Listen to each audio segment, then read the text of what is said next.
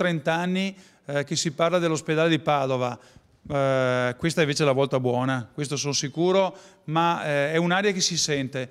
Sul nuovo ospedale di Padova Massimo Bitonci tira dritto e a poche ore dalla chiusura della riunione a Venezia con la presentazione del cronoprogramma dei lavori esprime tutta la sua soddisfazione nella speranza di poter posare la prima pietra prima del termine del suo mandato. Il sindaco parla di giornata importante non solo per la città ma per tutto il Veneto. Rimane confermata, dice, la scelta di Padova Est e ribadisce in maniera forte il concetto della gratuità dei 500.000 metri quadrati.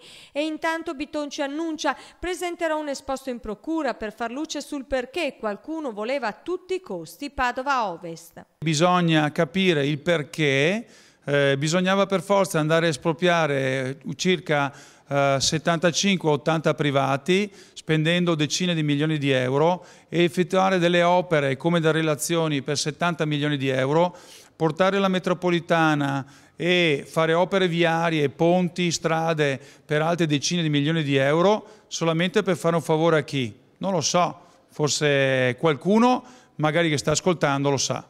E poi c'è la delicata questione della pediatria, sulla quale interviene anche Zaia. Il governatore durante il suo intervento ha voluto dire che la pediatria andrà nel nuovo ospedale e quindi tutte le ipotesi che girano in queste settimane sono tutte ipotesi false. Ma se la pediatria è destinata ad andare nel nuovo ospedale, questo sarà pronto tra almeno 10 anni. Nel frattempo, come farà il reparto? Come potranno i bambini stare in quelle condizioni non adeguate?